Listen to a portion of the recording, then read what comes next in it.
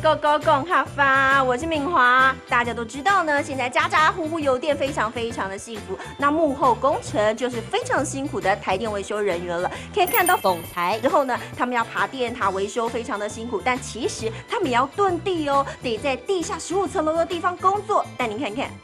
电力维修员在地下15层楼怎么工作？这一些放置电缆的隧道就是电力维修员工作的地方了。在台一线下方的这个通道，这地方是台电很少曝光的工作场所。电力维修员的工作，懂辛苦没懂危险。那你们在这边工作啊，是不是很危险嘛？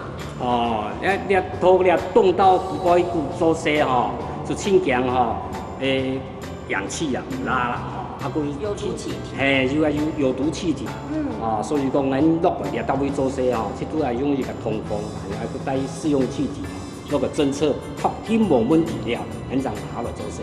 电力维修员不止在地底下工作，爬电塔维修保养也是工作之一。不管大太阳还是寒流报道，他们全年无休。就算讽才，还是得要爬上爬下。对于他们来说，讽才天做些懂危险，但为了让大家不缺电，他们努力坚守工作岗位。哦，你们真的是上山下海、上天遁地耶！这个是我们的。 这个是我们保线员这个职责啊，这个职责，然后忍者龟，对，忍者龟有像有在地下水道的感觉。对。遇到讽才、下大雨，很容易断电停电，但他们几乎没得歇哭。看到电力维修员，大家记得给他们掌声鼓励鼓励。Hello， 各位朋友们，我们今天跟着敏华呢，认识许多很实用的词，一起来复习一遍哦。可以看到第一个词就是危险，危险。 危险，其实这个音呢比较难发音，大家要不断的复习，稍微挑战一下，加油喽！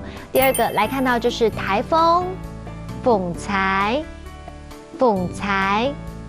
第三个我们来学到这一句话就是台风天工作很危险，讽才天做事当危险，讽才天做事当危险。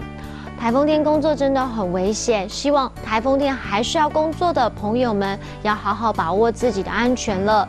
我们下次见喽，拜拜。